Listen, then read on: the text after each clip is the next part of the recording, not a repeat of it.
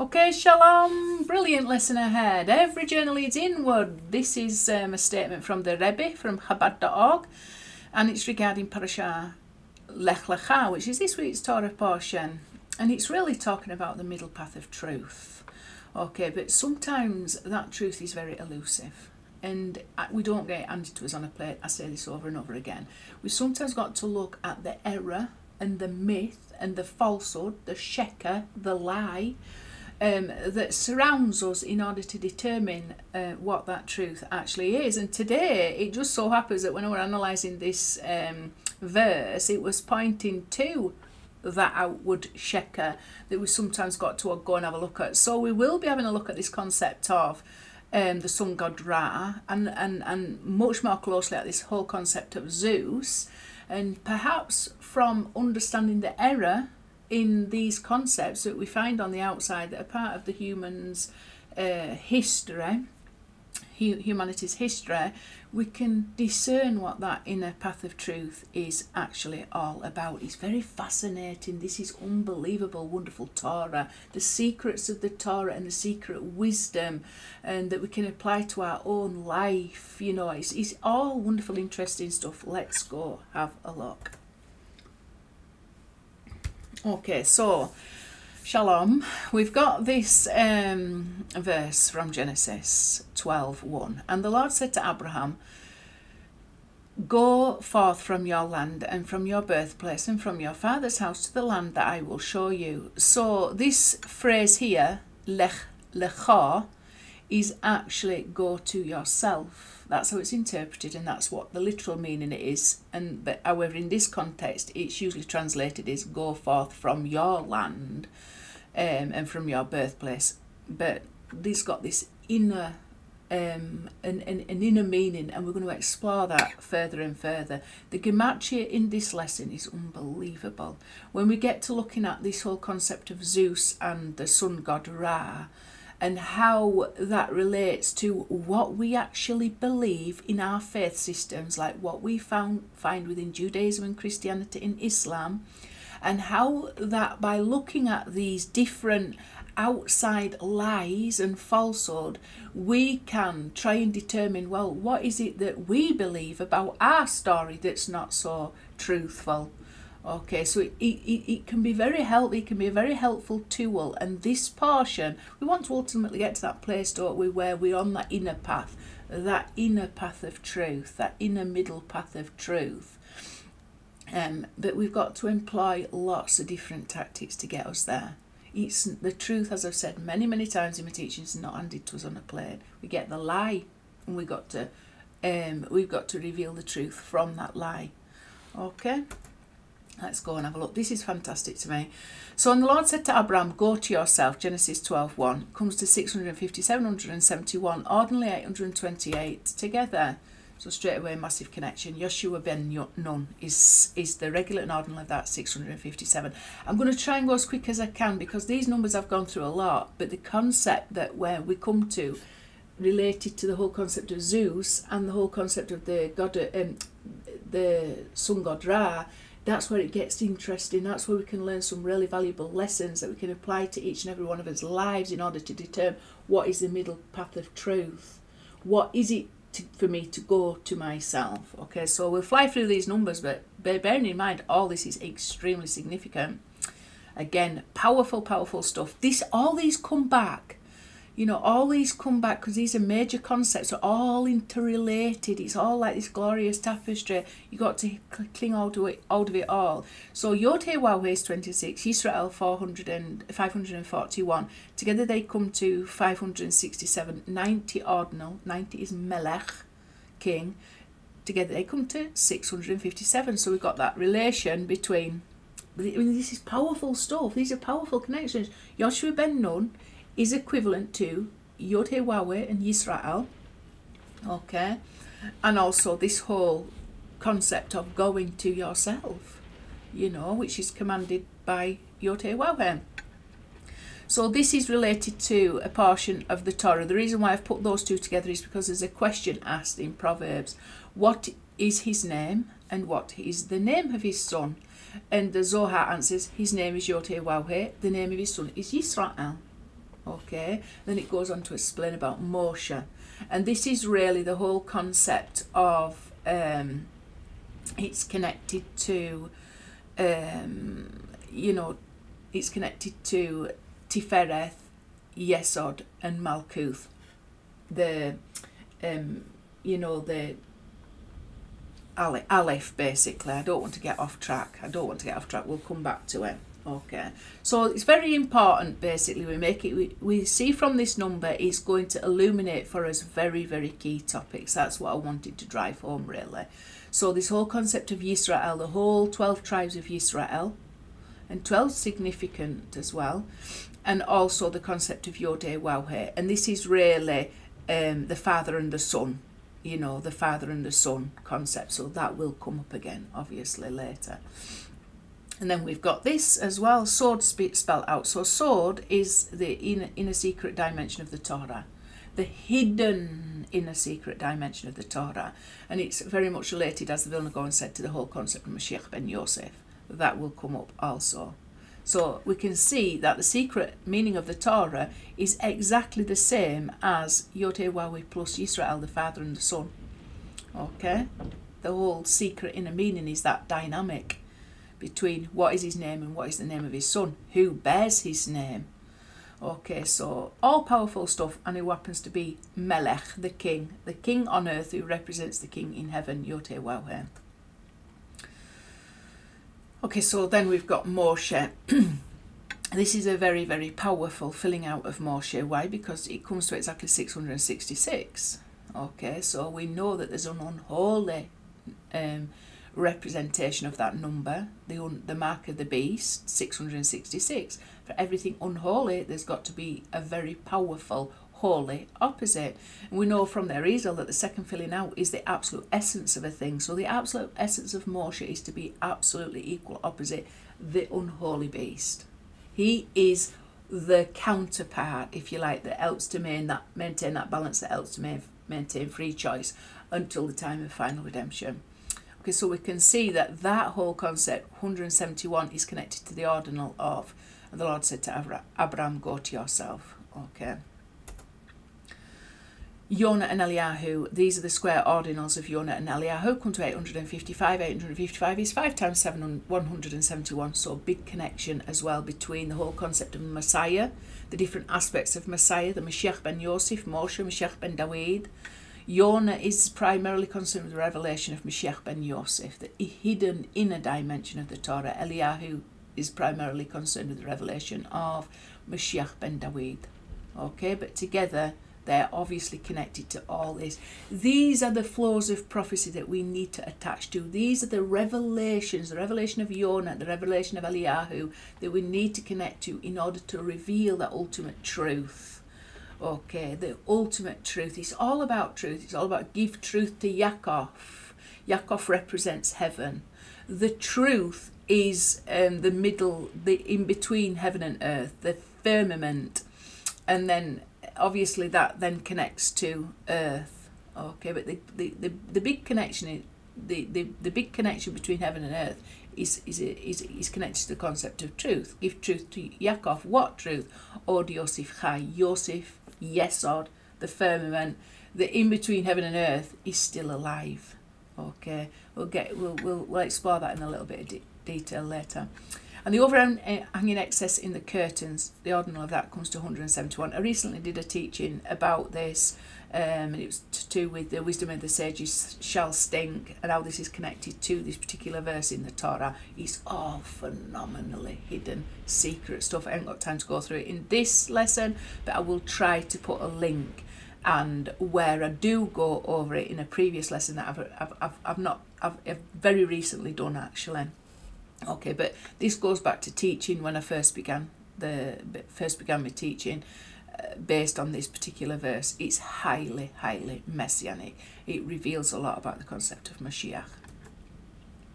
Spices for the anointing oil. So that comes to a regular of 1,170, ordinal of 171. Together come to 1,341. So we can see there's a connection between the anointing oil, the spices for the anointing oil. Okay, which is very significant because you know, the anointing oil is used to anoint. There's different types of oil. There's oil for illumination. There's you know, the anointing oil, the holy anointing oil. Then there's the anointing oil, and they come from different aspects, different sphere of. The anointing oil comes from the sphere of Chesed, and that's the oil that anoints the kings. Okay, the sphere of Chesed has got the designation of the high priest as well. It's all kinds of symbolism. I also did a teaching recently which incorporated the whole concept of the oil of greatness. That's really the oil that the kings are anointed with, the anointing oil. But in Zohar it's called the oil of greatness, and it's, like I say, it's linked to the realm of the sphere of Chesed, whereas the holy anointing oil is linked to the sphere of Gevurah, and this is you know, the left hand side of divinity. You've got strictness and holiness and severity and things like that. It's all interesting stuff. Signs of Mashiach. So this is connected to the whole concept of the signs of Mashiach. I've just added that in because these numbers are the same, and this is quite a significant number as well. It's one of the fillings out of Yeshua. Okay, well, 10 times an ordinal for the filling out of Yeshua. It's actually 117, one of the fillings out of Yeshua, an ordinal filling out of Yeshua, so it's 10 times the filling out of Yeshua. To Tyre like the song of a harlot, it comes to 171. The reason why I've included this is because according to the Talmud, when it's discussing, it's Sanhedrin 98, around Sanhedrin 98, it's discussing the whole concept of the Mashiach. And it mentions this particular verse when it comes to the lifetime of the Mashiach, and this other concept called the one king, okay, who they say can only be Mashiach. Because in this verse, if you go look at the verse to Tyre like the song of a harlot, it mentions this one king that the rabbis say of the Talmud that is referring to Mashiach. So this whole verse is highly, highly messianic. And again, we've got the concept of truth, Lord. 1,323 is 3 times 441, which is a meth, truth. Okay, the ordinal of it is 171. Okay, and then it comes to 1,494, which is 2 times 747. And this is, again, you can see how it's highly messianic. Moshe, the man of God, 747. An ordinal of 117. So we can see that that is Yeshua. Okay, Moshe, the man of God. There's got to be unity between Yeshua and Moshe. Yeshua HaNotzri is also 747. And also Moshe ben Amram, 747. So this is a critical number. Also, Moshe ben Amram, Moshe the son of Amram, has also 117 ordinal, which is Yeshua filled out. I'll just try and bring that filling up. Okay, so I've now brought that forward. 117 is Yeshua, the ordinal of Yeshua filled out when the Vav is filled with the Vav. Okay, so all these are connected to Yeshua very clearly. Right, then we've got this 828, which is I alone remain. And this is Eliyahu. He thought that he alone remained. It wasn't the truth, but there's a lot of very, very powerful revelation. I did a teaching recently based on this statement, I alone remain. It's wonderful stuff. 828 connected up to that. So like I say, we've got to connect to the forces of Eliyahu Hanavi. Why do we have to connect to the force of Eliyahu Hanavi? Because it's regarding the truth. 5 times in Tanakh, Eliyahu Hanavi has a missing Vav from his name. Vav represents the truth. Okay, 5 times in Tanakh, Yaakov has an additional letter Vav in his name. This represents the truth that must be given over to Yaakov. In Micah 7, we've got the 13 attributes of mercy above the letter of the Torah, and one of those attributes of mercy is give truth to Yaakov. Okay, and that is the truth. Oh, Yosef Chai. Yosef is still alive. It's all connected. It's all beautiful. So beautiful. Obviously, as much as Yonah is a sign of the Mashiach, the only sign of the Mashiach, Eliyahu is part of that, and that's why we've got that unity up here, Yonah and Eliyahu. Okay, it's all wonderful wisdom. We've got to connect to the concept of Yonah, which is the concept of the Ruach HaKodesh, the Spirit of Truth, the whole story of Yonah, which is really a blueprint for the whole concept of the Mashiach ben Yosef, and also for our descent into exile and what we are trying to accomplish during that descent. It's all wonderful stuff, so that's why that's connected. Again, it's just pointing us to phenomenal spiritual concepts that we've got to really truly be able to grasp in truth. Mashiach ben Dawid. The Mashiach ben Dawid, this is the Mispar Gadol plus the normal, regular of Mashiach ben Dawid. Okay, added together 1,518. So it's when he says I alone remain, there's a big coded message in that. It's referring to something that's very clearly linked to the concept of Mashiach ben Dawid, and this is the fine revelation of Mashiach that we all desire to have revealed. Okay, so this is phenomenal as well. It's related to Zaphnath Paneach. Okay, so this is the name that Pharaoh gave to Joseph whilst he was in his viceroy in Egypt.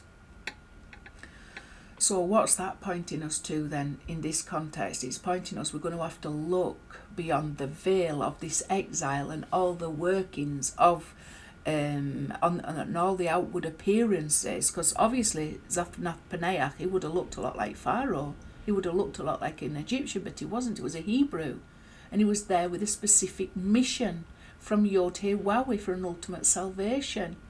Okay, but it was very hidden. That was not what was revealed on the outside. What we got revealed on the outside was a man who looked a lot like Pharaoh. And this is how we've got to then apply that to when it comes to discerning and deciphering the whole concept of Mashiach ben Yosef that we've been experiencing through the concept of Yeshua HaNotzri, and all the stories and all the myth that's been built up around Yeshua HaNotzri to make him look now like a Greco-Roman god. And that's why we'll be going and having a look at the concept of Zeus. We've got to peel back the layers and see, well, yeah, that's what's going on the surface, but underneath that, what is going on really? Yod-Heh-Wawe's plan is being executed in a very hidden, concealed way.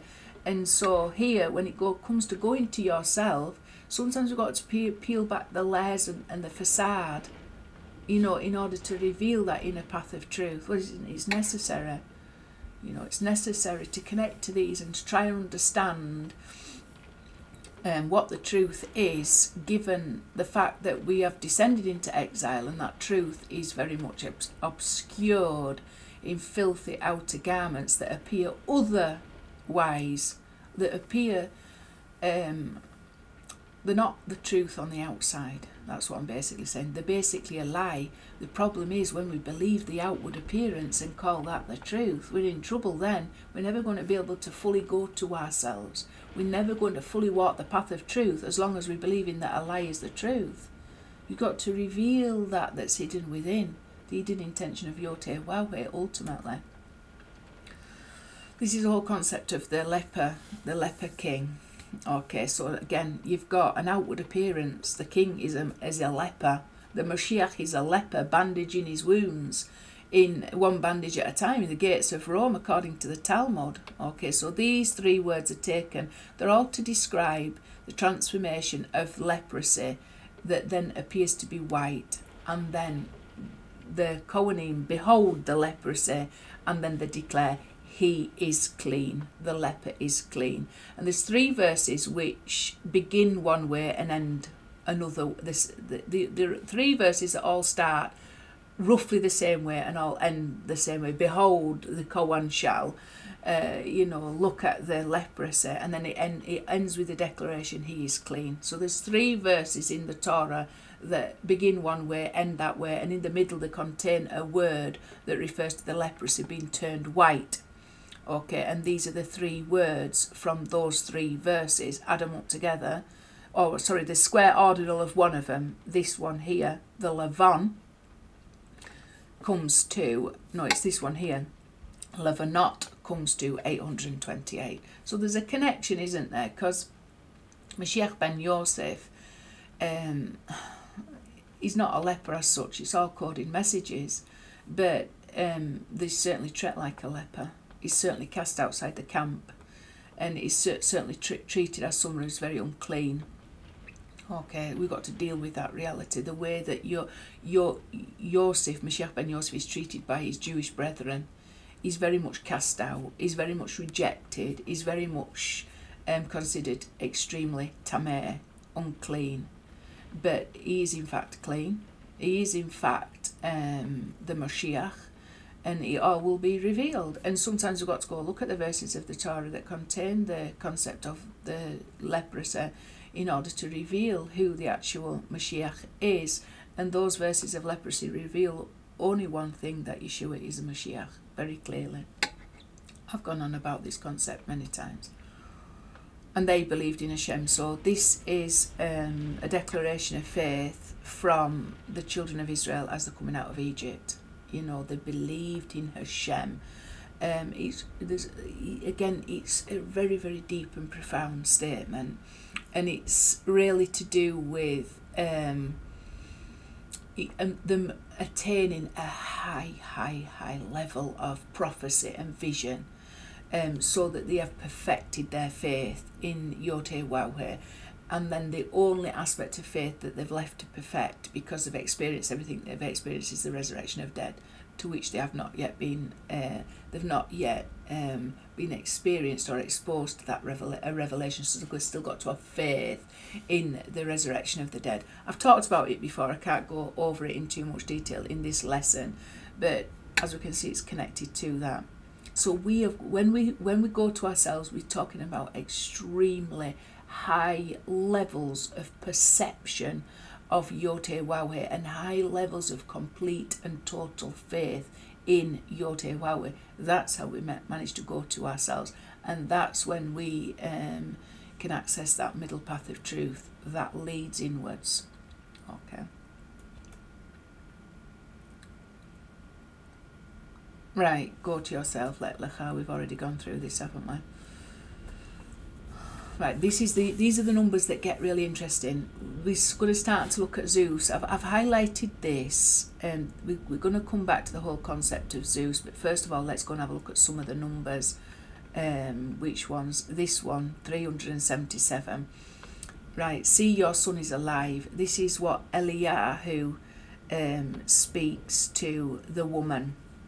See your son is alive, and it's connected very much. I've done lessons on behold your son before, and connected up to this particular verse. But as we can see, the regular and the ordinal come to 377, which is exactly the same as the ordinal and then the Mispar Gadol ordinal added together come to 377. So there's a big connection, and this is all connected again to that concept of Mashiach ben Yosef, on the cross, and all that accomplished in terms of a rectification, and also how that parallels the whole serpent in the wilderness that was lifted up, the whole complaining against the bread of heaven. There's all kinds of powerful things. I've gone over it before. It's connected to this. Okay, to going to yourself. You cannot go to yourself unless you can understand the truth regarding what Yod-Heh-Waw-Heh accomplished through the cross. Okay, through the serpent on the staff. Okay, what was accomplished exactly through that. Not what we believe was accomplished through it, because they're two completely different realities. What was he trying to convey to us? And like I say, I've done whole teachings about that. Behold thy son, and it's about the Torah, which is the name of Yod-Heh-Waw-Heh revealed. It's a complete and perfect revelation of the name Yod-Heh-Waw-Heh. It's that where we are face to face with the name Yod-Heh-Waw-Heh, and there's no deficiency whatsoever in our understanding the Torah. The literal interpretation of the Torah is infused with the inner secret dimension of the Torah, to take it from a place of exiled consciousness where we're not able to perceive reality correctly, to one of expanded consciousness where we're able to perceive the truth that's hidden within all reality. That is the name Yod-Heh-Waw-Heh, that is the tree of life. It's gaining access to that inner light, that hidden light. And that's what the cross is ultimate to accomplish. Okay, and all the obstacles that prevent us accessing that name, that secret name of Yod-Heh-Waw-Heh. And I've talked about it before, you know, when the children of Israel came out of Egypt, the sea parted and then there was a dry bed, and they walked on the dry bed to redemption. So the dry bed is a coded message for the name Yod-Heh-Waw-Heh. The water on top is a Torah. The water needs to part in order to reveal that hidden name within the Torah. Because the Torah in its normal interpretation, and especially when we in our exilic mindsets are trying to interpret the Torah, we're just really coming up with what would be equivalent to lies. It's not a truthful interpretation. Why? Because it's not revealing a dry bed. It's not revealing the name of Yod-Heh-Waw-Heh. It's actually concealing it. So there's all kinds of things involved in that, and we've got to understand we are the whole purpose of the cross is to rectify our concept of a false Mashiach for a start, and it's also to rectify our serpent-like mindset where we're perceiving reality from a self-centered perspective rather than through from the perspective of the name of Yod-Heh-Waw-Heh. It's just a massive correction, but obviously there's all kinds of things involved in accessing that hidden reality. And one of the things involved is this forgiveness of yourself. You've got to be able to forgive the errors that you've made and the things that you've done wrong, and the sins that you've committed in this world. You've got to have something that allows you to let go of that in order to grab a hold of God, to grab a hold of the concept of Yod-Heh-Waw-Heh. Our sins tends to cause us to latch on to physical reality too much, so that we can't access those hidden realities. Okay, but primarily it's there to restore our interpretation of Torah, which has been heavily distorted through our fallen knowledge. We have no knowledge of Yod-Heh-Waw-Heh, and he wants us to know him. Okay, so the whole cross is a remedy for that. And then we've got this Yesod foundation.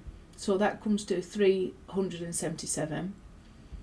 What is Yesod? Yesod is the that is the whole firmament, isn't it? It's the whole concept of Mashiach ben Yosef. It's the whole world of Yetzirah. It's the whole ladder between heaven and earth. It's also related to the backside of that would be Metatron. It's difficult to figure out this entire reality that we are exposed to. It's very difficult to figure it out. But basically the whole concept of Mashiach ben Yosef is Yesod. It's the righteous foundation of the entire world. So the square ordinal of Yesod comes to, and the Lord said to Abraham, go to yourself. So this is the way, Yeshua said, I am the truth, the way and the life. I can't quite remember if it's in that order. The way, the truth and the life. But this would be, the way we access, the derech, the way, that middle path of truth. And it's all connected to the concept of foundation and needing to cling to the righteous ones, whether they be the righteous sages or Yeshua, who is righteousness itself. He is righteousness itself. So that's why you've got to cling to righteousness, which is cling to Yesod, the whole concept of Mashiach ben Yosef, and understand that very well. This will come back when we come to Zeus, by the way, because Zeus is connected to the whole concept of Yesod. We'll see why. It's all very fascinating stuff. We're talking about the space between heaven and earth. So the Tiferet is heaven, Malkuth, the kingdom, is earth, and then the space in between is the firmament. It's Yesod. It's Mashiach ben Yosef. And it's massive, by the way.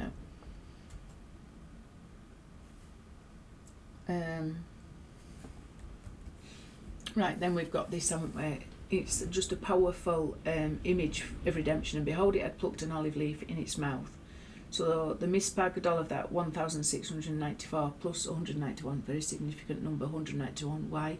Because it's the 4 names of Mashiach in the Talmud: Menachem, Shiloh, Yinon, and Hanina.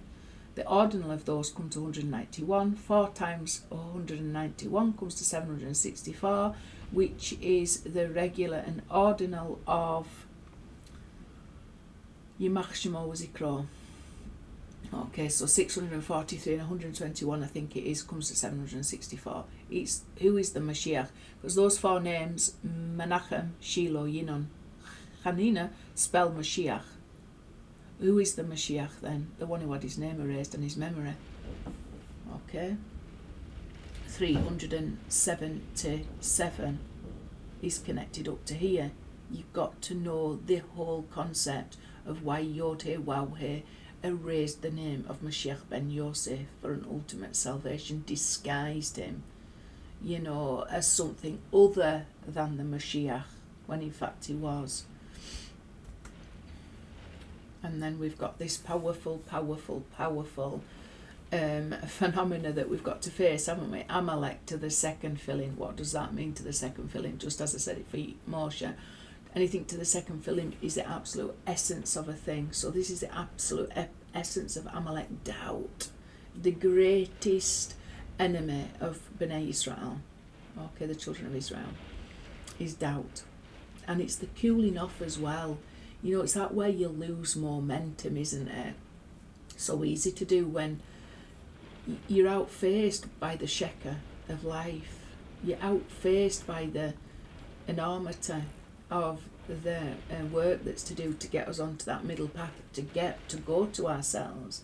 You know, just as Abraham, you know, he had a phenomenal journey. It really wasn't easy. And you know, all you think about everything that was involved, you know, his ancestors having to descend into exile and things like that, and all the things it was shown, not being able to have a son and then having to sacrifice him. It wasn't just a straightforward journey.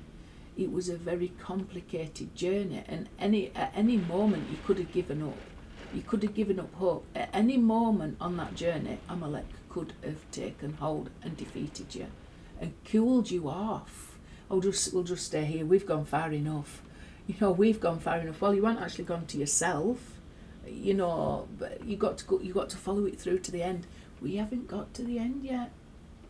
We are part of a journey of we're part of a people that have journeyed since Abraham. Abraham was told, "Go to yourself." We haven't even quite got there yet. We haven't even quite got there. We're right at the end, aren't we? You know, we're right in the last days. We're really almost there, but we haven't quite got there. You know, we're just wanting to break through those final layers of clipper that have been holding us back. So we've got to understand, well, what's involved in that. All these mysteries have got to come together in order to help push us through, you know, that final, it's like the birth pangs of Mashiach, in it, that final push to bring that Mashiach out into revelation from concealment and, you know, change the whole course for all humanity from exile into redemption. But this is a major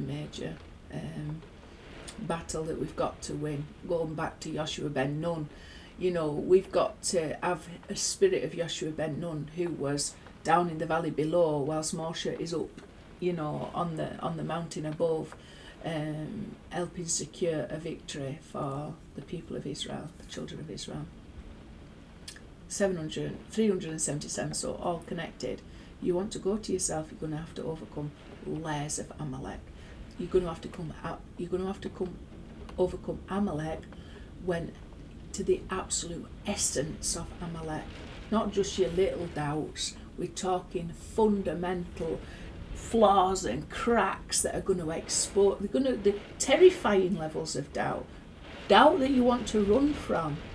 So you come to revealing the truth, you're going to have to face a lot of doubt.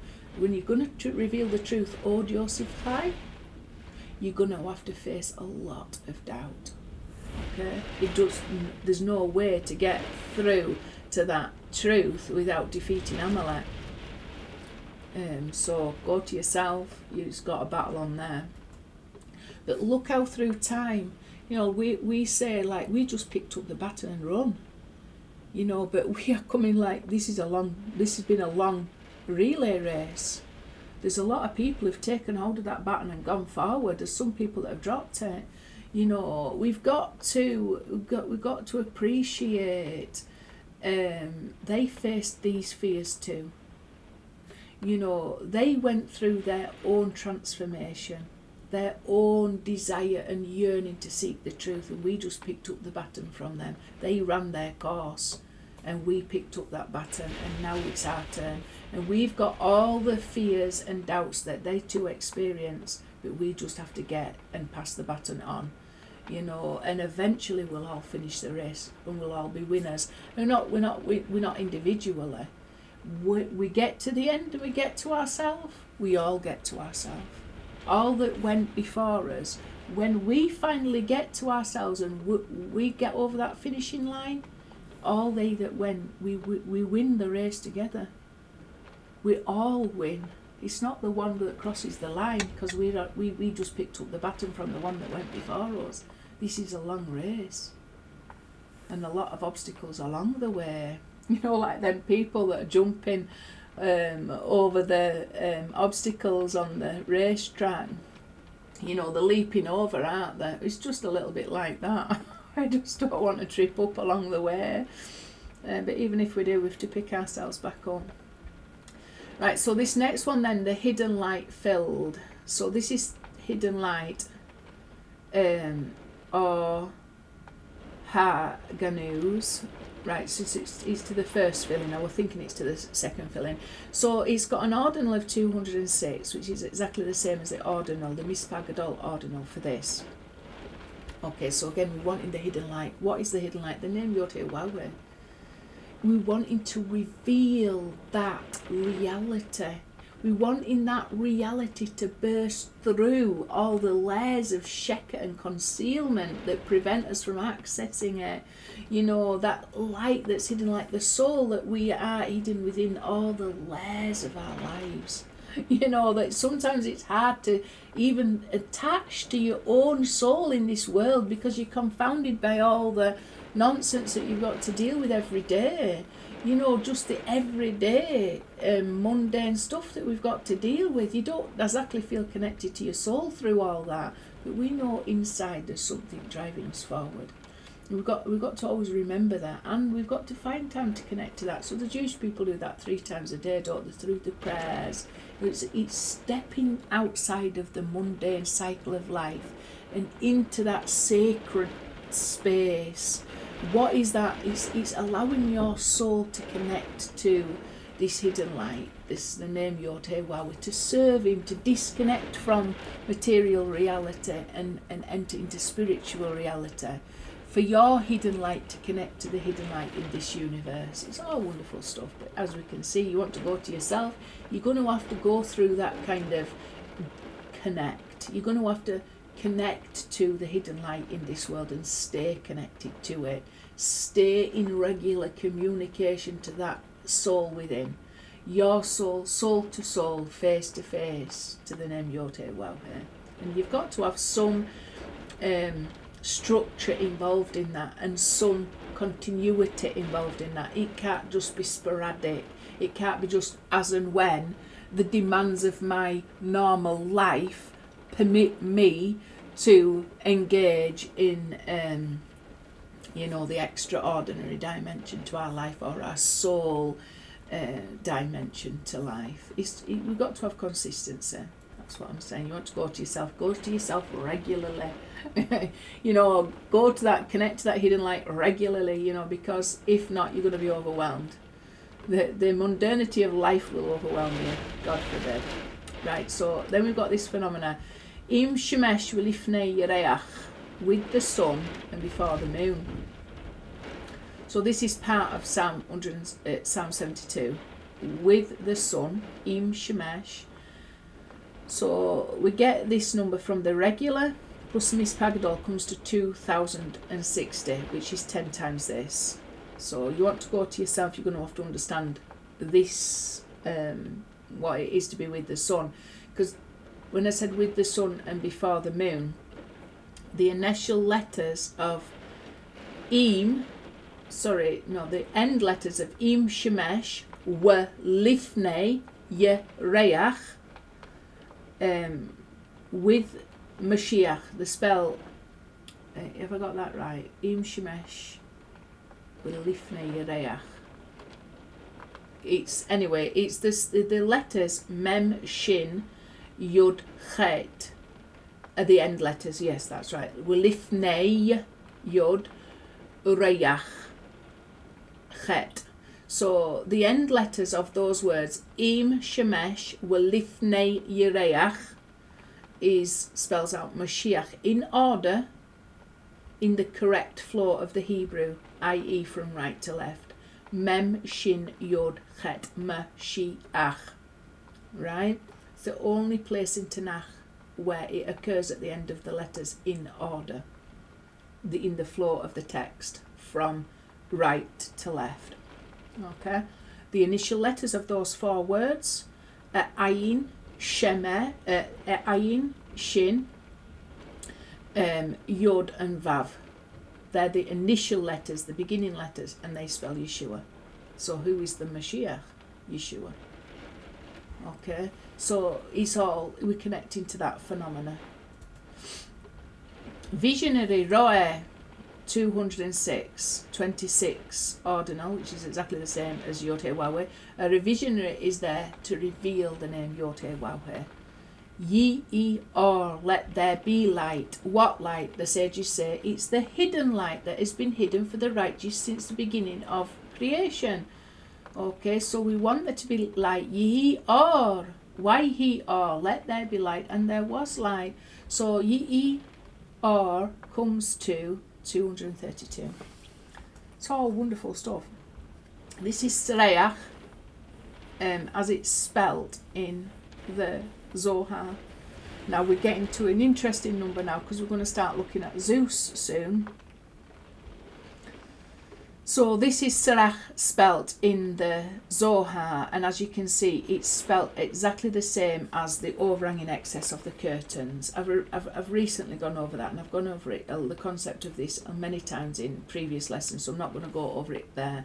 Serach is a very important person regarding the concept of Mashiach ben Yosef, because she was the one that showed Moses where the bones was kept, where the bones had been hidden by the necromancers and the magicians of Egypt, and she was the one that helped Moshe get those bones of Yosef out of Egypt so that he could be ultimately buried in the promised land in Israel. And he's buried in Shechem, and I've been fortunate enough to go visit his kever in Shechem, now called Nablus. Oh, this is it, the Aleph. This is really very profound stuff, okay? I'm just going to briefly go over this because we're going to be looking at this concept of Zeus next. So the Aleph is made up of a Yod and a Vav and an Aleph. So the letter Aleph here is got the Yod, the Vav and the Aleph. It's really three parts that make one. Aleph obviously is one, but it's made up of 3 parts. This is where you've got the concept of triunity. It's Tifereth, Yesod and Malkuth. Okay, so there's 3 ways Vav can be filled. So then the Aleph, that is Yud Vav Aleph, can be represented also 3 ways. When the Vav is filled with a Vav, when the Vav is filled with an Aleph, and the Vav is filled with a Yud. So the regular and the ordinal are going to be the same because the letters, they're all letters, the first 10 letters of the alphabet. So the regular and the ordinal in that case is always the same. They come to 344. The square ordinal is 1077. This is a really important number, but I haven't got time to go over it in detail. We're going to go through this concept of Aleph. Why? Because in order to go to yourself, you've got to understand the Aleph. You've got to understand the way that Yod Heh Waw Heh conceals himself with Sheker, and that we have got to transform that concealment into revelation. So the Aleph is like a 2-way mirror. Sometimes what you've got staring you back at you is all the defects and all the Sheker and all your ego and all your own failings. But then sometimes you get to look, you're standing at the right side and you're looking through this two-way mirror and you're seeing exactly how things are really working in this world. So the Aleph can be something that can both obscure, it can also be something through which we are able to perceive and see. Okay, so it just depends which... It basically is two perspectives, either the perspective from the perspective of the serpent or the perspective of Yod-Heh-Waw-Heh. From the perspective of the serpent, you're just basically looking back at yourself at all the errors, and the Aleph is your enemy. It comes from the statement in the Song of the Sea, and Baal Shem Tov mentioned this in his commentary. There are 5 words in succession, and all those words begin with a letter Aleph, and that show that Alufo Shel Olam, the master of the universe, he's hidden in even the darkness and the enemies that we face in this reality, because those 5 words, and the enemy says, I shall pursue, I shall overtake, and I shall share the booty. So obviously this isn't something that reveals the master of the universe to us in a direct way. We just confronted with all that, with an enemy that seeks to pursue us and plunder us and overtake us. Okay, so how is this then the Aleph? We have to take that and transform it from the darkness and the evil it is into a revelation. So in this world, master of the universe, Alufo Shel Olam, hides, and he hides in some of the most horrendous places, and it's for us to reveal that truth from the lie that we're facing.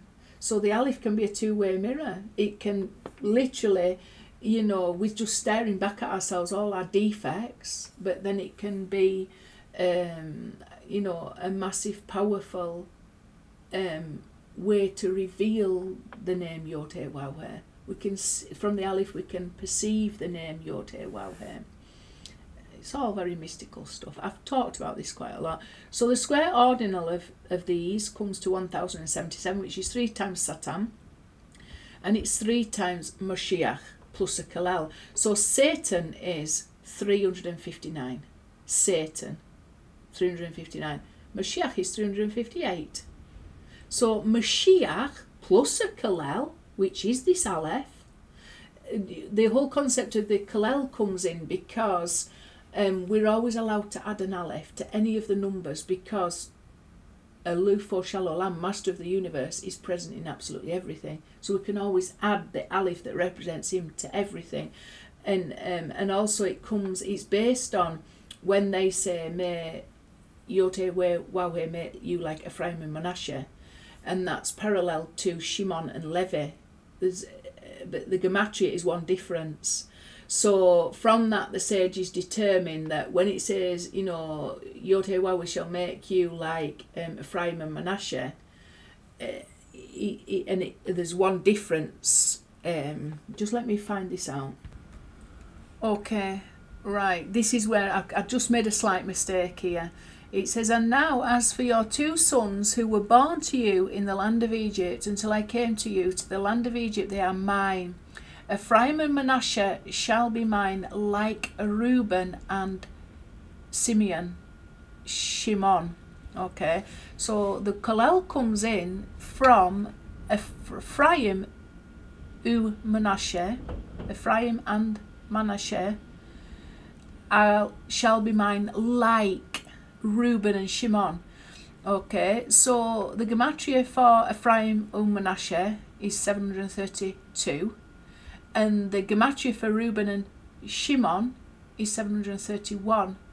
So there's one difference, a Kalel difference. And because it says, I shall make them like each other, the sages have said that because they are like one another, there is an equivalence between the gematria of Ephraim and Manasseh and Reuben and Shimon. But the way that they are equal and like one another is if you add a Kalel to Reuben and Shimon. Okay, and there's a phenomena as well. The 731 that is Reuben and Shimon is also the same as Moshe and Yeshua. 731 is also the regular and ordinal of the king of Israel, and it's also the corrected word Hameoroth, the luminaries, the regular and ordinal, 658 plus the ordinal for luminaries. I think it could be 73. But anyways, it comes to 731. 658 is the regular corrected word for Hameoroth, the luminaries. Who are the luminaries? The Mashiach, Mashiach ben Yosef, Mashiach ben David, the sun and the moon. And it's the correction of that. That's what I'm trying to say. So 731 is all messianic codes. It's all messianic codes. Adding the Kalel, you know, and that being associated with what I've just spoken about, the whole concept of the Mashiach. So it's all very, very significant stuff, right? And I just thought I would point that out. I thought it was Shimon and Levi, but anyway, it's Shimon and Reuven. And that's why we bless them. May Hashem make you like Ephraim and Manasseh. The sons are blessed with this every Shabbat evening. Okay. So with this then, we've got this concept of Ramchal. Just let me bring myself back up there. So we've got then this Aleph, which is the whole concept of the Mashiach. If you add a Kolel to the Aleph, you've got Hasatan, you've got the concealment. So this is looking back, isn't it? It's looking at the Satan, removing that Aleph, that is like a concealing Aleph, in order to see what's hidden beneath the concept of the Mashiach. Okay, so I hope you can understand there's lots of mysteries even involved in what I've just said. The whole concept of Ephraim and Manasseh being connected to Reuben and Shimon, and then the numbers involved in that are so messianic and so profound, where we even get the origin of the Kalel from. Match that up to what Baal Shem Tov said, this whole concept of concealment. You know, we've really got to look beyond, or we've got to look through the lie in order to find the truth. It's all mystical stuff. However, this 167 plus the square ordinal comes to 1244, which is 4 times 311. This is 7 times 311. That's where we get the concept from, the connect from, connected back to it here. And it's also 4 times man. Ish comes to 311, you know, man. And so there's all powerful connections. This is really worthy of a lot of meditation, this whole concept of the Kalel, and how the Kalel represents both Alufo Shel Olam, but also hides him. It's a big concept. What Ramchal said regarding it, the only way that I found out about how he associates Satan with Mashiach, you know, and there's a very you know, there's a small difference in a way that makes all the difference, isn't there? That one Aleph between Satan and Mashiach, but it makes all the difference. Between the lie and the truth, it makes all the difference. And it's just getting that interpretation right, isn't it? But the only way that I could find out what Ramchal said about Mashiach is, because a lot of his work has not yet been translated into English, is to go through some academics' book that are really trying to accuse him of being part of the Shabbatai Tzvi movement and Shabbatean in his doctrine, which he wasn't, but he was one that was able to take the truth out of that, extract the truth out of that, and it was all done in that context. And that's really what we've got to be. We've got to be like Ramchal. Even these things that are so blatantly false, like the whole Shabbatai Tzvi movement and this massive false messiah, but like Ramchal says, we've got to be able to take that and withdraw the truth out of it and the wisdom out of it and disregard all the rest. And that's our job, really, isn't it? It's to sort the truth from the lie, the light from the dark. This is the job that we're in at this time, where we've got to separate things, the holy from the holy, the unholy from the holy, and things like that. There's all kinds of wisdom. I mean, you could really just go in depth into it, but the whole concept of the Aleph is very profound regarding that revelation and regarding exactly what to do. And also this concept, Raphael 311. So that's connected to all this and back up to here. Like I say, this is 7 times 311, 7 times man. You know, so it's going to connect us back to all these concepts. In order to go to ourselves, we've got to heal. You see this experience of exile? It has damaged us. It has made us very much egotistical, one way or another, whether it's, you know, overly self-conscious or, you know, arrogant, or, you know, we just live for ourselves basically, and we're not thinking about the wider picture. We need to be healed from that. We need to go through a healing process, and sometimes it's very difficult to heal. It's our flesh that we need to heal, because it's our flesh that has been provoked by this experience that we've all experienced, and that provocation tends to cause it to dominate over our soul, and it tends to it tends to have its own mission in life, to sort of like pleasure itself or whatever, or protect itself, you know. So it's got like a lust for war and a lust for pleasure, and the two seem to continually exacerbate the problem further and further and further. The more that you give over to that influence, the more it will dominate, and then your hidden mission becomes much more concealed then, doesn't it? You know, you just live in a very hedonistic lifestyle, a very egotistical lifestyle. You're going to have to heal from that at one point. The cross is part of that healing, isn't it? You've been bitten by the serpent. You know, you might have complained about the middle path of truth. You might have been looking to wander off that path. But then, but when you did, you got bitten by the snakes and scorpions that are, you know, that are, when you what you're confronted with when you wander off the path. It hurts, it causes a lot of damage, and you need to be healed from that. So healing is a very important point. You got to calm down your flesh, you got to calm down your indulgences, you got to calm down your ego, even if it's like, you know, you can be like arrogant, can't you, and proud, but then you can also have, you can be too self-conscious. Whichever it is, you got to heal from it. You know, you might have to first, you know, deal with one set of negative character traits, but then you've got to continually be dealing with something else. It's work in progress. It's a continual healing process until we reach final perfection. You know, so we've got to continually be aware of our negative character traits, continually be aware of our ego, and continually try and rectify it so that our soul is given an opportunity to dominate, so we can go to ourselves and we're not obstructing ourselves from ourselves. We're not blocking off that middle path of truth, you know. And we've all got work to do. And whatever we've done so far, there's still the next level of repair. There's still the next level of healing that we've got to subject ourselves to.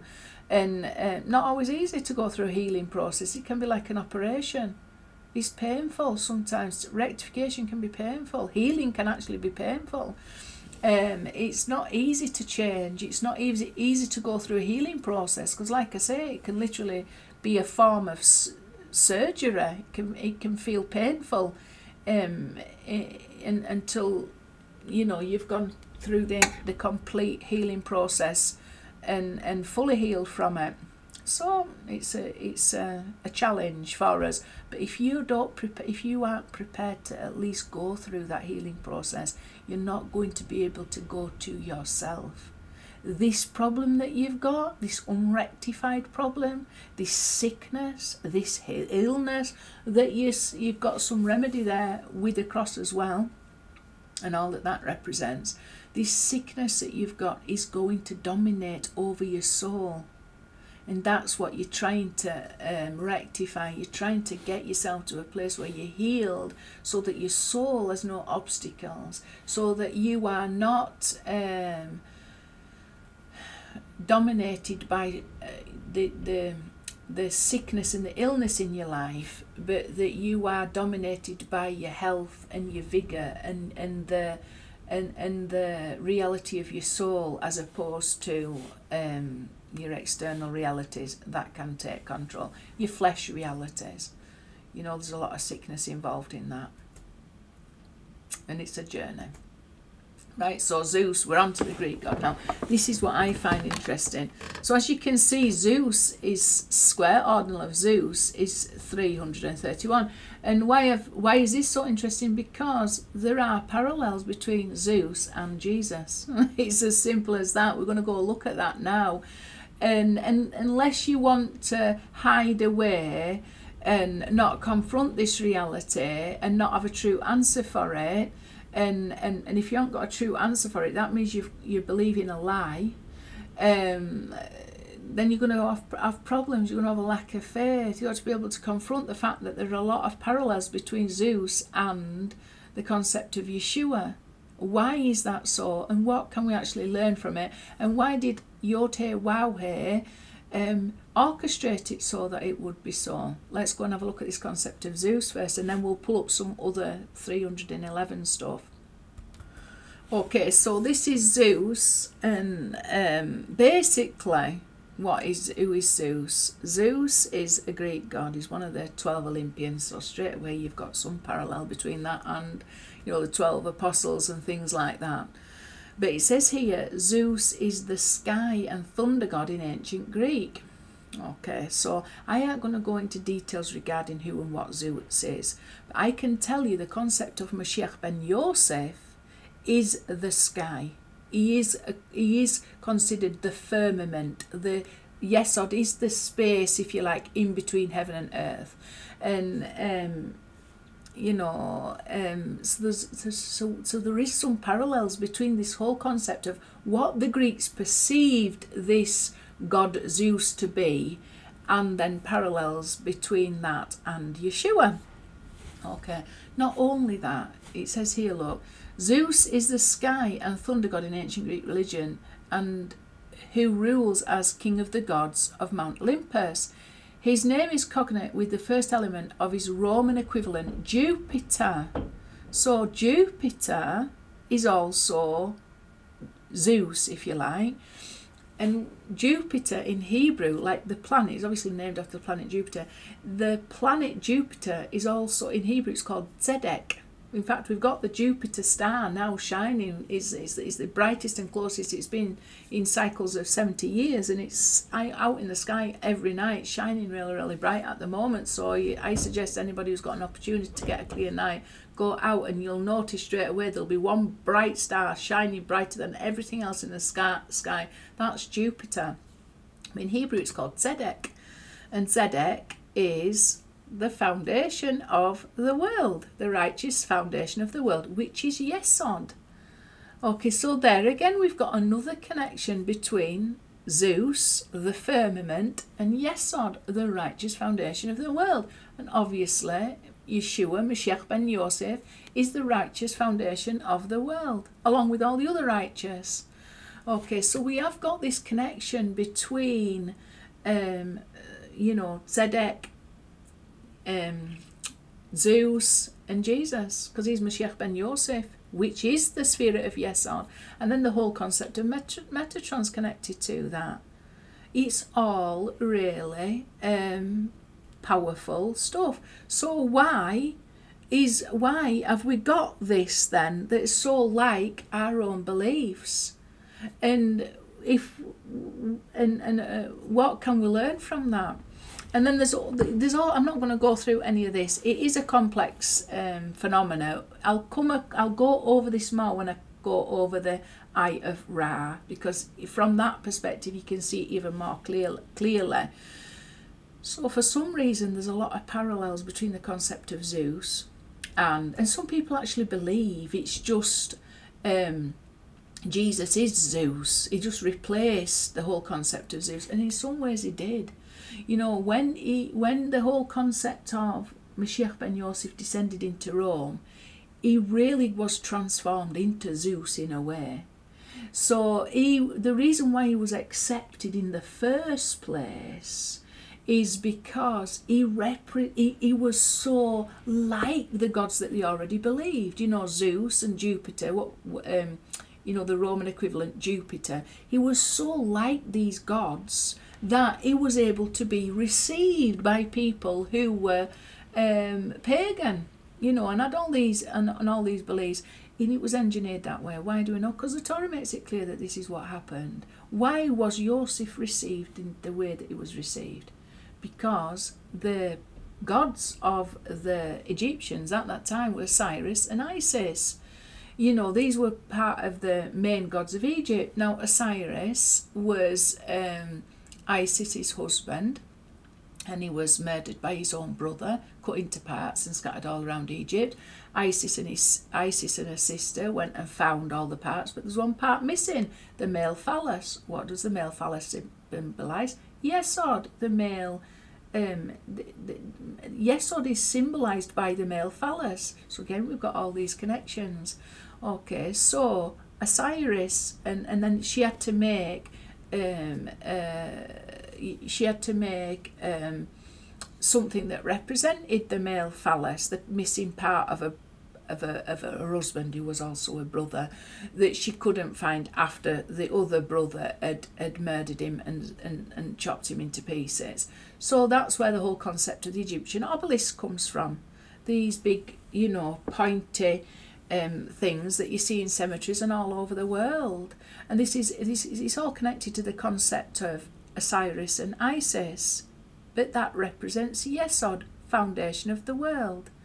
Okay, so a male anatomy can be in two states, one alive and one dead. Right? So when it's in a dead state, obviously it's not going to be functioning as well as what it could to provide. If you think that is there's heaven and earth and then in between, and that in between is represented by Yesod, the male anatomy, that male anatomy is not going to pass on that abundance from heaven to earth and function as well in a state of death. Okay, so this is where the concept Od Yosef Chai comes in. Yosef is still alive. This phenomena, this firmament, this in between heaven and earth is then fully alive. You know, the male anatomy is fully alive, and that's the state that we want to get so that we can experience the abundance flow from heaven to earth. It's all connected to the Aleph again. Right, so why was this whole story connected to Joseph and Pharaoh? Because what did Pharaoh dream about? He dreamt about the wheat and he dreamt about the cows. Osiris is associated with the wheat. He was associated with teaching all of Egypt all the agricultural skills that they needed to transform wheat into bread and to grow it in the fertile plains and the Nile. He was probably just a normal human, but because he brought such skills and wisdom to the population of Egypt and advanced that civilization to such a degree, he was deified, okay, as the god Osiris. And then his sister, she's associated with a cow. What did Pharaoh dream about? The withering wheat and the withering cows. You know, the starving cows and the scrawny wheat.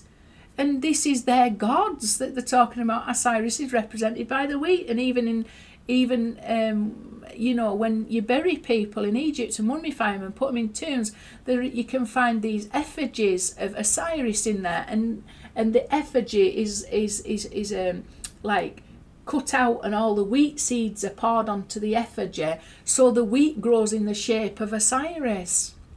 What colour is Osiris? Green. So that's the green wheat sheaves, isn't it? Coming through the green wheat grass.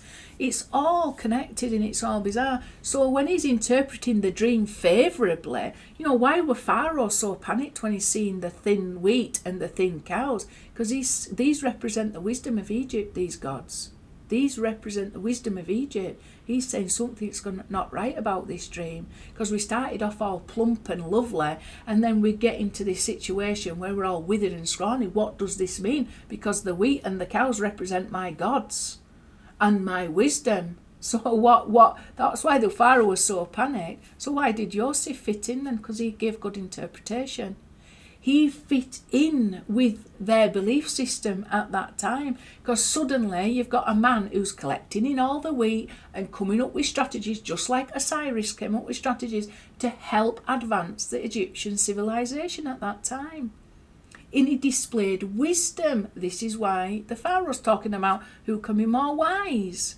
He fit in with their belief system. That's why he was accepted as one of them. Why did Yeshua fit in to Rome and Greek?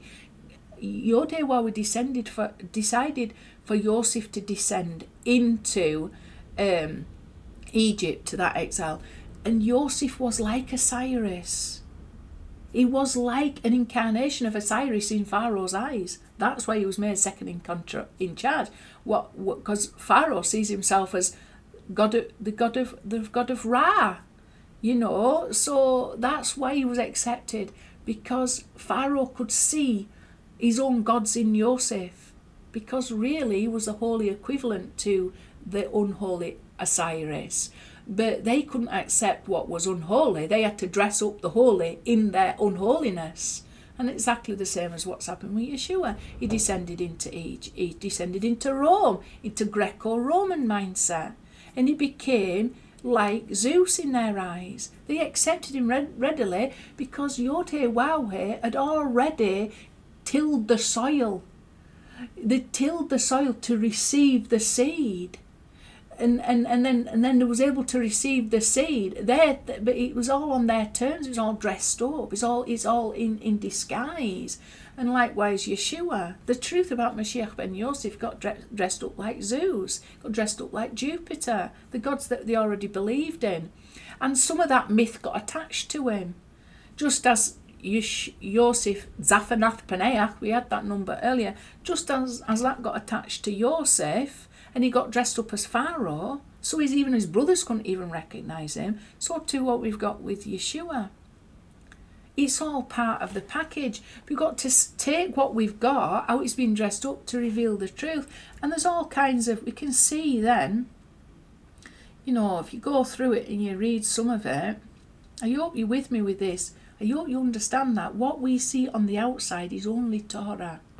What we've experienced these last 2,000 years, how this whole truth regarding Mashiach ben Yosef has become, embroidered into all the mythology that were already in existence. But there's a reason why. There must have been a reason why, because Yod-Heh-Wah, we did it to Yosef, and he left us the story so that when we are actually outliving the Torah, for real, the real Mashiach ben Yosef has come into this world, we're going to be able to learn from the Torah exactly what Yod-Heh-Wah is going to be doing, and then we've got to be able to see through the facade to the truth that's hidden within, and divest it from these lies. You could look at some of these myths here. When they go to the sun god Ra, we'll go through this again. It says in the Orphic Rhapsodic Theogony, 1st century BC AD. You're going to have to apologise if I'm pronouncing any of these wrong. I haven't studied mythology to any degree, but Zeus wanted to marry his mother, Rhea. After Rhea refused to marry him, Zeus turned into a snake and raped her. Rhea became pregnant and gave birth to Persephone. Zeus, in the form of a snake, would mate with his daughter Persephone, which resulted in the birth of Dionysus. I can't really pronounce that. I did actually go to Greece once, and I know that name came up quite a lot, but you've got to understand, just wait a minute, I'm reading this thinking, that sounds quite familiar to this phenomena that we've got regarding Yeshua and the interrelationship between the Ruach HaKodesh and his father, and and the whole Yeshua, who actually is the father, who actually is, the Ruach HaKodesh impregnating his own mother and giving birth to himself. I mean, if you read between the lines, it would appear that is what's happening with the whole birth of Mashiach ben Yosef. There's something about it that doesn't quite add up. There's something about that, but we can see just wait a minute, it's looking a whole lot like what we've got here. And when we look at the story of Ra, the birth of Ra, it gets even more. And there's a reason why, because that in and of itself, this whole concept, even the concept of the Trinity, the Father, the Son, and the Ruach HaKodesh, you've got to understand very clearly that there is only really ultimately the name Yod-Heh-Wah, and there's a perfect unity that includes all masculine relations and all female relations in perfect unity. But when we try and separate them out to understand them in the dualistic world in which we live, it gets a little bit messy. The unity of God gets messy when we try and interpret it from within duality. And it gets a little bit like this problem, turning into snakes and raping your own mother, and then doing the same and raping your own daughter. Okay, so you can understand you can understand how offensive this is from a Jewish point of view, because the Trinity looks a whole lot like this from a Jewish perspective. But when we go and have a look at the Eye of Ra, we'll see how what's within the Jewish perspective looks a whole lot like the Eye of Ra stuff. Let's go and have a look at that now. So, just let me try and bring myself back. Oh, not that I wanted to. Oh no, maybe it's not worth me doing that there then. Let's leave it off. It's probably better. The Eye of Ra can be equated with this disc of the sun, with the cobras called around the disc, and with the white and red crowns of the Upper and Lower Egypt. Right, let's have a look at this, because this is the Eye of Ra. And we'll see how you think to yourself, hang on a minute, this is sounding a whole lot like Judaism. It says the Eye goddess acts as a mother, sibling, consort and daughter of the sun god. So the female divine is all those relationships, just as what we find in the name Yod-Heh-Waw-Heh. You know, there's the Holy Shekinah is the mother, the daughter, the sister, the wife. Okay, so there's a lot of similarities. She is his partner in the creative cycle in which he begets the renewed form of himself that is born at dawn. So basically she represents the horizon. And the sun disk bursts through the horizon, the belly of his own mother, sister, consort, daughter, in a morning, and it becomes a baby sun, and then the sun progresses throughout the day, you know, becomes the father, impregnates his own sister, mother, daughter all over again, sister, mother, daughter, consort all over again, dies, goes through the night, and then reborn all over again. Okay, so I'm thinking to myself, okay, we've come across this before. The Eye of Ra is similar to the Eye of Horus, which belongs to a different god, Horus, but represents many of the same concepts. The disastrous effects when the Eye goddess rampages out of control and the efforts of the gods to return her to a benign state are a prominent motif in Egyptian mythology.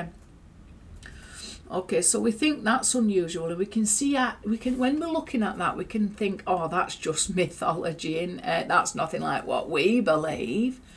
However, just wait a minute. The Zohar compares the Shekinah to a mother, sister, daughter, and bride.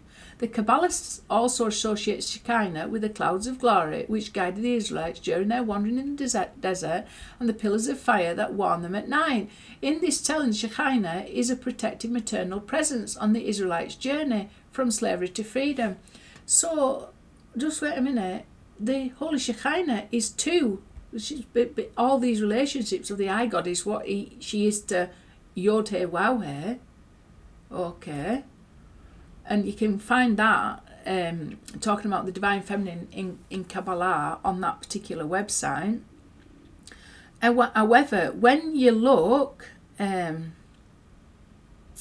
that's just got confused a little bit. When you look at this whole concept of the Eye of the Ra, can be equated with a disc of the sun, with the cobras coiled around the disc, the serpent, and with the red and white crowns of the Upper and Lower Egypt. This sounds very much Kabbalistic, the red and white crowns being the crowns of Gevurah and Chesed. The Upper Egypt and the Lower Egypt being Upper and Lower Wisdom and Chochmah possibly, or the two crowns of Da'ath that have fallen into exile and separated. So there should have been the realm of Da'ath, which is the concept of Mashiach, but in exile that's fallen into our flesh and it becomes like a serpent that bites us. Our knowledge of God has fallen into our flesh and become very much serpent-like. Okay, we're looking at it from a slitty-eyed perspective of reality. You know, shuffling around in the dirt instead of it being in its elevated position. Our knowledge of God being elevated up to the place of Golgotha. And like I say, the cross is a remedy for this problem. Okay. But the two crowns that should be over Da'ath, knowledge, have fallen down into the right and left shoulders, and they are a white crown and the red crown of Gevurah and the white crown of Chesed. Sounds a whole lot similar to this. But they should be on top of Da'ath, unified, on top of our knowledge of God. But they're not, and then it creates that duality, doesn't it? That conflict between the right and the left. And they should be in unity, one above the other. Okay, they've fallen into a state and separated. They should be one on top of the other, but instead they are separated into right and left arms, because Da'ath has fallen from the place of the skull Golgotha into the flesh. So we've got to rectify this problem. Right, so we're in a state where these two crowns have fallen, so we've gone back to this exilic state. It's a lot like the Eye of Ra. That is a lot like a lot of the concepts that we're dealing with anyway. We've been told that we've got to unite the name of Yod-Heh with Vav-Heh. And this is the absolute foundation of all the prayer service and the intention that should be behind all the mitzvot that have done in service to Yod-Heh Waw-Heh. So what I'm saying is that we can clearly see there's errors in this belief system, yet it would appear it's been adopted. Why? And that goes back to what we said, it's all the Torah anyway. Because the truth is exiled. The Torah at this time is exiled. The truth is exiled. And that is what we've got to find. And sometimes when we're believing something that isn't quite the truth in and of itself, but we are believing it to be the absolute truth. When I say these prayers and I'm saying it to unify the name Yod-Heh with Waw-Heh, and I've got this idea of these separate parts of Yod-Heh Waw-Heh that through my service need be brought together again. I mean, how different is that from this concept in Egypt? And is that if we can see the error in this, then we should be able to see the error in our own. Because we've accepted what we do to be the truth and the absolute truth. Like our beliefs regarding Jesus and Yeshua. Oh yes, but we believe the truth because we. What about if you believe that the truth and it's actually a lie? And you need to look back at these myths that are clearly a lie in your own eyes, but I'm doing the same thing. Their error should bring you to a place of recognizing your own error. And this is the whole concept of the serpent on the cross. The lie lifted up. And you have to stare at it and stare at your own stupidity. And sometimes that's part of the healing process itself. Where you recognize the lie, the serpent is lifted up, and you can see, just wait a minute, that doesn't really make a whole lot of sense, because what I'm actually believing in, I can clearly see that it's an error when it's in somebody else's life, but when I'm doing the same thing, it's hard for me to understand it. I need to look at it and stare it in the face in front of me before I see it. So there is an element to that. That's not the whole story of the staff lifted up, but the staff lifted up on a cross, or the staff lifted up, the serpent lifted up on the staff. Okay, what have you got there? What have you got before you? You've got two things. You've got a staff and you've got a serpent. Like Yeshua, you've got two things. You've got a cross and then you've got a dead body. You've got to understand what do we see? Do we see two things in this world, or are we able to see beyond that duality into the unity that is hidden within? And sometimes what we do is we call the duality that's before us that we see clearly God. And we never get beyond to the absolute unity of the name Yod-Heh Waw-Heh. We're busy thinking that we're creating a unity when really we're not. We're not able to perceive the absolute unity of his name, the absolute perfection, the fact that there's only him and nothing else beside him, the fact that there is no power in the universe other than him. And it's sometimes difficult for us to see beyond our own. When we call the duality God, we've made a big mistake. And pretty much most of the religions are based on calling the duality God, and never really revealing the hidden unity, the name Yod-Heh-Waw in perfect unity, which is concealed in all this facade of duality.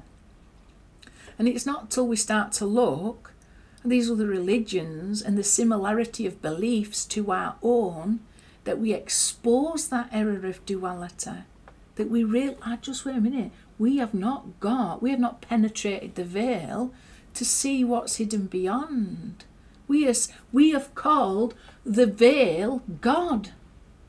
We have called the serpent on the cross God, or Jesus on the cross God. We've called the serpent on the staff God. They started to worship it. Hezekiah had to destroy it.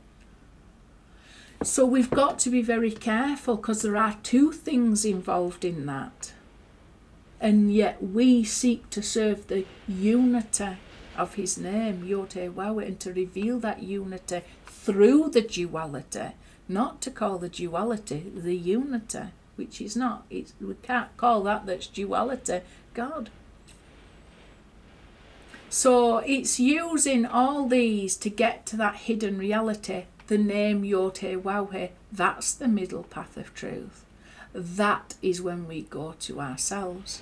And we've got to get through all the obstacles of even our own beliefs, and even our own false gods, and even all the sheker that we call truth.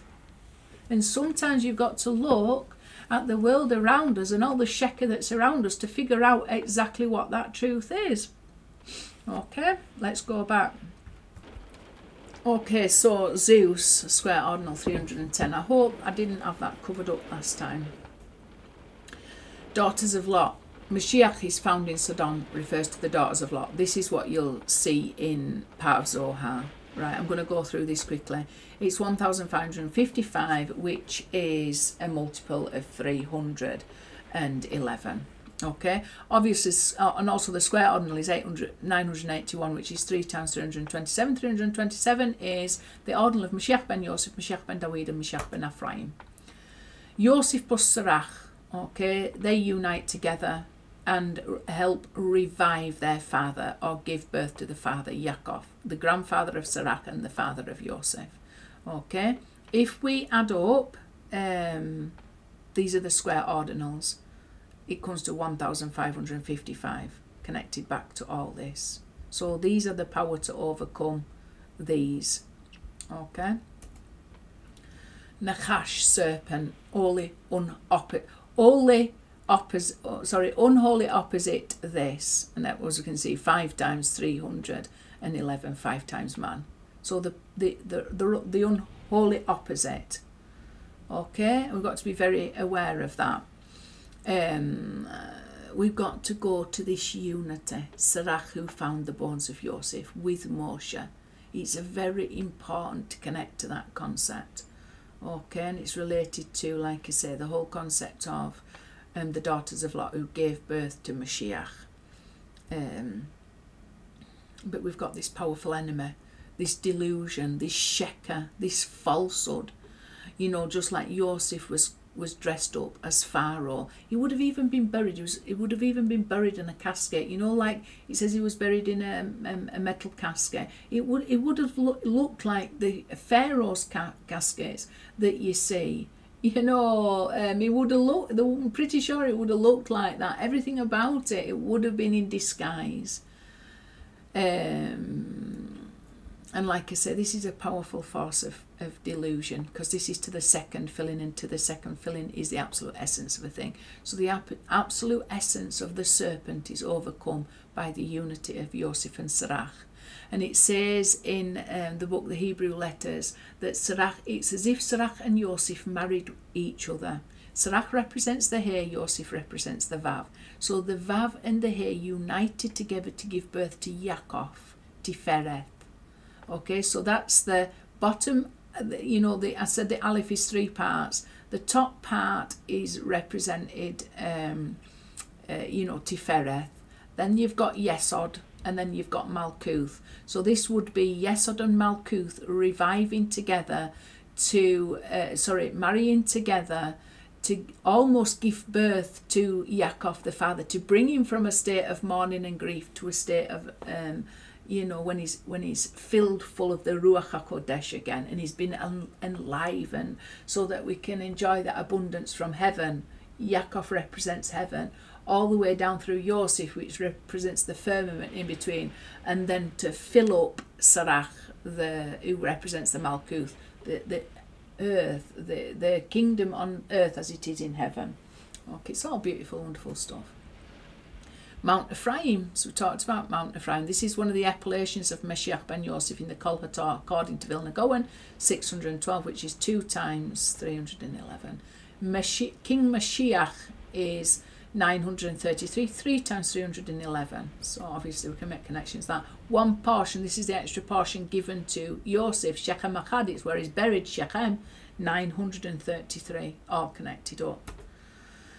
The lad does not yet know to reject bad and choose good, so this is an evil.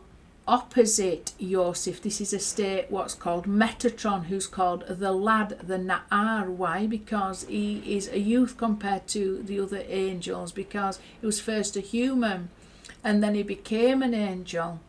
Okay, there's all kinds of mysterious teachings involved in that, but he's compared to the other angels, he's a youth, but he's also exilic states of consciousness. Okay, and I've gone through this particular phrase from Isaiah many times. 913, 3 times that. So there's always got to be, Yosef is the opposite of Metatron, or Metatron is the backside of Mashiach ben Yosef, if you like, but you can't have one without the other. Is Mashiach ben Yosef in a state of immaturity? He's related to the tree of knowledge, but you can't have the tree of life without the tree of knowledge. There is no revelation without concealment. So you've got to get to a place of maturity where you're able to reject the bad and choose the good. It's absolutely raining and pelting it down here, so I apologise if you can pick that, if that's getting picked up. We're nearly finished. And they prepared the gift unto Yosef, until Yosef would come at lunchtime, for they heard that there would be, they would eat bread. So that's Genesis 43:25. And that is, if we go here, it says, until Joseph would come at lunchtime, and the Mispah Gadol is 6 times 311. Okay, and this is when he's confronting his brothers, but he hasn't yet met them and revealed himself. However, when you take this one, and he turned away from them and wept, 311. Okay, so we see that's all connected. That's where, before he's just revealed himself. You've also got there the 731, which was the gematria of Reuben and Shimon, and also the gematria of Moshe and Yeshua. Okay, so there's that aspect there. And then finally we've got, on the days of your rejoicing, on the festivals and on your new moon celebrations, you shall blow the trumpets for your ascent offerings and your peace sacrifices, and it shall be a remembrance before your God. I am the Lord your God. This is all to do with getting the calendar right. Okay, there's loads of falsehood and sheker regarding the calendar. The calendar that's kept at this moment is not the true calendar, not the true biblical calendar at least, but it has got the authority to be used at this time, one would think. Okay, but we have to wait Mashiach's arrival in order for us to know fully that calendar, the biblical calendar, because it's been taken away from us. But the more truth that we get about it, the more we seek for that truth, the more we will start to yearn to have holiness restored to us, the more we'll be aware. Do you know what? Most of what we do in at this time is just, it's sheker. It's based on sheker, not truth. And looking at the Bible, looking at the calendar, can help to bring you to that realization that most of your understanding and most of the Torah is based on, Torah in exile. And it's and once you're aware of that, you're yearning then for the truth. You're yearning to see that truth revealed, for the Mashiach to guide us and open our hearts and restore us to the true Torah. But anyway, that's 311. Without the false Torah, without the Torah in exile, we won't get the true Torah. That's a complete revelation of the name Yod-Heh-Wav-Heh. And with that, I will say Shalom. Please share and subscribe.